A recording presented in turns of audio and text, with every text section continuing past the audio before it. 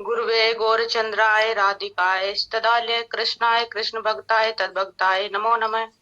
सभी वैष्णव वृंद के चरणों में मेरा यथायोग्य दंडवत प्रणाम। श्री गुरुदेव की जय। आज मैं श्री स्वरूप दामोदर जी के बारे में संक्षिप्त संवाद सुना रही हूँ। जो भी त्रुटियां होगी क्षमा करना।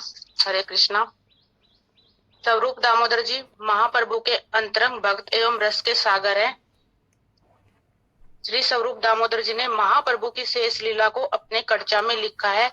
यह चैतन्य चरित्रामृत ही स्वरूप दामोदर जी के कड़चा का निष्कर्ष है। श्री स्वरूप दामोदर जी व श्री राय रामानंद जी के साथ महाप्रभु प्रतिदिन अपने भावों के अनुरूप रात दिन श्लोक गाते व सुनते थे। श्री स्वरूप दामोदर जी का महाप्रभु में मुख्य माधुर रस का प्रेम था। श्री स्वरूप दामोदर जी का पूर्व का आश्रम का नाम पुरुषोत्तम आचार्य है। वे नवद्वीप में महाप्रभु की शरण में ही रहते थे। जब महाप्रभु ने संन्यास ग्रहण किया तो वे भी संन्यास लेने के लिए उन्मत्त हो गए। तब उन्होंने भी वाराणसी में जाकर संन्यास ग्रहण किया। श्री स्वरूप दामोदर जी परम विरक्त एवं परम पंडित थे। उन्होंने तन और मन से श्री कृष्ण का ही आश्रय ग्रहण किया था। निश्चित होकर श्री कृष्ण का भजन करूंगा, इसी कारण से उन्होंने उन्मादित होकर संन्यास ग्रहण किया था। उन्होंने संन्यास ग्रहण करके सीखा और यज्ञोपवीत को त्याग किया, किंतु गेरवे वस्तु को स्वीकार नहीं किया। इसलिए उन्होंने सन्यासी का नाम स्वीकार न करके अपने ब्रह्मचारी का नाम स्वरूप ही धारण किया। समस्त हानाय तुर्यमाश्रम जग्राह वैराग्योसेन केवलम श्री कृष्ण पादम प्राग संगस्तुष्कारेण महो वहन अपि। अर्थात केवल वैराग्य व समस्त त्याग के उद्देश्य से उन्होंने संन्यास ग्रहण नहीं किया, किंतु श्री कृष्ण चरण कमलों के प्राग में यह संन्यास वेश धारण करने पर भी उसे तुच्छ ही माना। इसलिए उनका नैष्ठिक ब्रह्मचार्य सूचक नाम दामोदर स्वरूप ही रह गया। अपने संन्यास गुरु से आज्ञा लेकर वे नीलांचल चले गए और रात दिन श्री कृष्ण प्रेम के आनंद में विहल रहने लगे। श्री स्वरूप दामोदर जी पांडिल्य की चरम सीमा पर थे, परंतु वे किसी से कोई बातचीत नहीं करते थे। वे एकांत में रहते और लोगों को पता भी नहीं होता था वे कहाँ पर है। श्री स्वरूप दामोदर जी श्री कृष्ण प्रेम के मूर्त रूप थे और श्री कृष्ण रस तत्व के परम ज्ञाता थे। वे महाप्रभु के साक्षात द्वितीय स्वरूप थे। कोई भी व्यक्ति यदि किसी भी प्रकार का ग्रंथ, श्लोक, गीत लिखकर महाप्रभु के पास सुनाने के लिए आते तो वे पहले श्री स्वरूप दामोदर जी को उसकी परीक्षा करते थे, जिससे कि वह जब वह दोष रहित हो जाता तब उसे महाप्रभु के सामने सुनाने की अनुमति देते थे। श्री विद्यापति और श्री चंडीदास के पद एवं श्री जयदेव गोस्वामी के द्वारा रचित श्री गीत गोविंद के श्लोकों को गीतों का गान करके श्री स्वरूप दामोदर जी महाप्रभु को आनंद प्रदान करते थे। श्री स्वरूप दामोदर जी संगीत में गंधर्व के समान, शास्त्रों में ज्ञान के देवताओं के गुरु बृहस्पति के समान थे और महाबुद्धिमान उनसे कोई नहीं था। महाप्रभु ने उन्हें गान विद्या में निपुण देखकर पहले उन्हें दामोदर नाम दे दिया था। इसी नाम के कारण संन्यास गुरु के द्वारा दिया स्वरूप जुड़कर उनका नाम दामोदर स्वरूप हो गया। इन्होंने संगीत शास्त्र का संगीत दामोदर एक ग्रंथ भी लिखा था। इस स्वरूप दामोदर जी की श्री स्वरूप दामोदर जी और श्री अद्वैताचार्य जी श्री नित्यानंद प्रभु के परम प्रियतम वे और वास आदि भक्तों के प्राणों के समान थे और महाप्रभु के चरण कमलों में दंडवत प्रणाम करके महाप्रभु के चरणों को पकड़कर वे श्लोक पढ़ते हैं।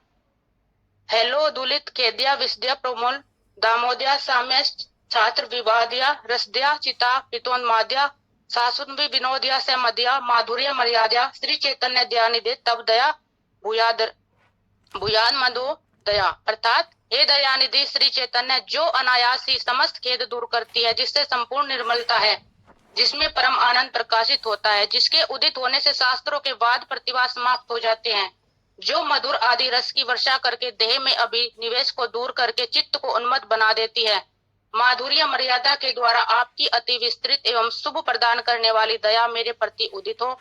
जीव सांसारिक अभाव से दुखी होकर अनेक उपायों के द्वारा क्लेश दूर करने का प्रयास करने पर भी सफल नहीं होते। भगवत कृपा से जीव के हृदय में श्री कृष्ण चरण कमल की ग्रंथ का विकास होता है। उनके चित्त से खेद रूपी धूलि अनायास ही उड़ जाती है, इसलिए हृदय निर्मल हो जाता है। तब हृदय में श्री कृष्ण सेवा जनित परम आनंद प्रकाशित होता है। भगवत कृपा प्राप्त करने पर ही कृपा प्राप्त करने वाला हृदय भगवत रस में उन्मित हो जाता है।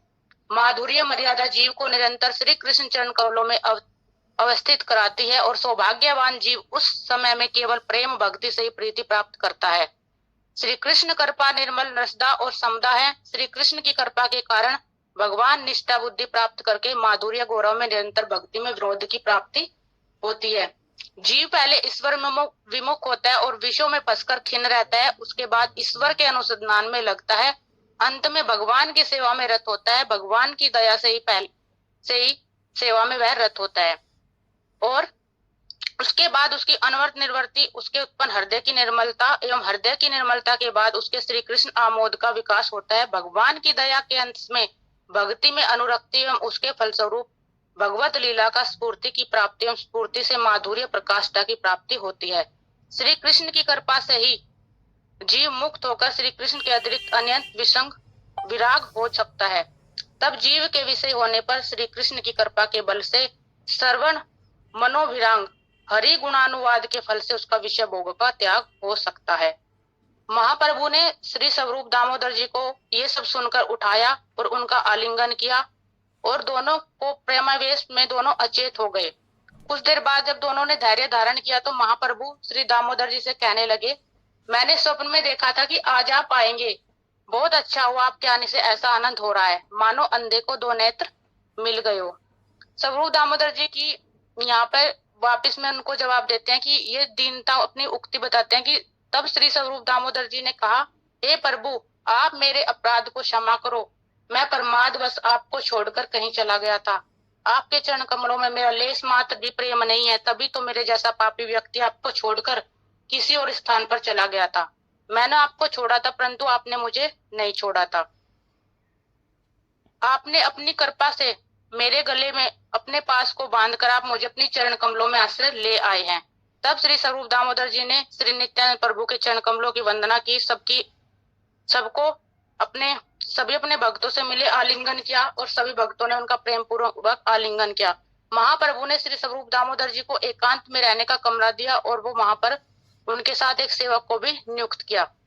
जो महाप्रभु जी दक्षिण भारत से 2 पुस्तकें लाए थे, श्री ब्रह्म संहिता और श्री कृष्ण करनामत, वह भी दोनों पुस्तकें श्री स्वरूप दामोदर जी के पास ही रहती थी। महाप्रभु की दामोदर के प्रति इतनी गौरव प्रीति बहुत इतनी अधिक थी कि एक बार शंकर पंडित को देखकर, जो शंकर पंडित जो दामोदर जी के छोटे भाई हैं, महाप्रभु ने स्वरूप दामोदर जी से कहा कि तुम्हारे प्रति मेरी प्रीति गौरव युक्त है, किंतु शंकर के प्रति मेरी शुद्ध प्रीति है, इसलिए शंकर को तुम अपने साथ ही रखना। तब श्री दामोदर जी ने कहा, शंकर आयु में छोटा है परंतु आपकी कृपा के कारण वह बड़ा हो गया है। यहाँ पर बड़ा बनने से मतलब यह है कि भक्ति में उच्चता से है।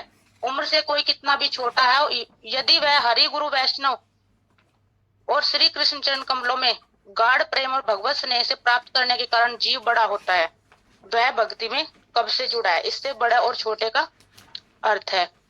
फिर जब गुंडीचा मार्दन की जब लीला आती है तो श्री दामोदर जी ही प्रसाद परिवेशन में महाप्रभु को उत्तम भर भर के मिठाइयां खिला रहे और महाप्रभु स्नेह के कारण उसको ग्रहण करते हैं।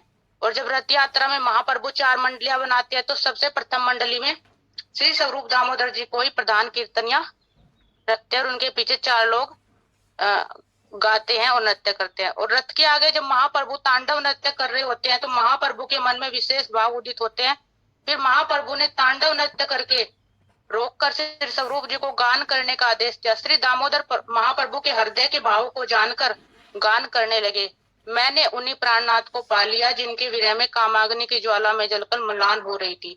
श्री स्वरूप दामोदर जी इस पद का बार बार उच्च स्वर से गान करने लगे, क्योंकि श्री स्वरूप दामोदर के अतिरिक्त कोई भी इसके अतिरिक्त भाव को नहीं जानता था। इन्हीं भाव में आविष्ट होकर महाप्रभु नृत्य करते थे और श्री स्वरूप दामोदर के भाग्य का वर्णन नहीं किया जा सकता, जो तन मन और वचन से महाप्रभु में ही आविष्ट रहते थे। श्री स्वरूप दामोदर जी इंद्रियों में अपनी इंद्रियों को आविष्ट करके महाप्रभु उनके गान को आस्वादन करते थे। वे भावाविष्ट होकर महाप्रभु कभी भूमि पर बैठ जाते, कभी नीचे की ओर अपना मुख करके जमीन पर कुछ लिखते। महाप्रभु के भाव के अनुरूप ही श्री स्वरूप दामोदर जी गान करते थे। जिस समय महाप्रभु जिस रस का आस्वादन कर रहे होते थे उसी समय उनके अनुरूप स्वरूप दामोदर जी उस रस का मूर्तिमान करते थे। कई बार दामोदर की भक्ति के वशीभूत होकर महाप्रभु को दामोदर जी वाक्य दंड देते थे, पर श्री दामोदर जी महाप्रभु से कहते थे कि आप स्वतंत्र ईश्वर है, मैं शुद्र जीव कौन होता हूँ, आप ईश्वर है इसलिए आप परम स्वतंत्र है, अपने स्वभाव के कारण ही प्रेम के अधीन है।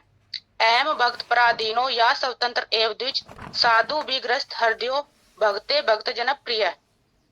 इसका अर्थ है कि आप ईश्वर हैं, किसी से बंधे नहीं है, परंतु स्वभाव के कारण आप एकांतिक भक्तों की प्रीति से बंधे हुए हैं। इस प्रकार महाप्रभु की लीला को सुनकर हम जैसे पापी भक्तों को भी श्री कृष्ण भक्ति की प्राप्ति हो। श्री रघुनाथ गोस्वामी के चरण कमलों की कृपा अभिलाषा करते हुए हम सबने श्री स्वरूप दामोदर व महाप्रभु के बारे में सब वर्णन करके अपनी वाणी को मैंने शुद्ध किया है। कोई भी त्रुटियों क्षमा करना। वांछा कल्पतरु कृपा सिंधु एवं च पतित नाम पावनेभ्यो वैष्णवेभ्यो नमः। हरे कृष्णा।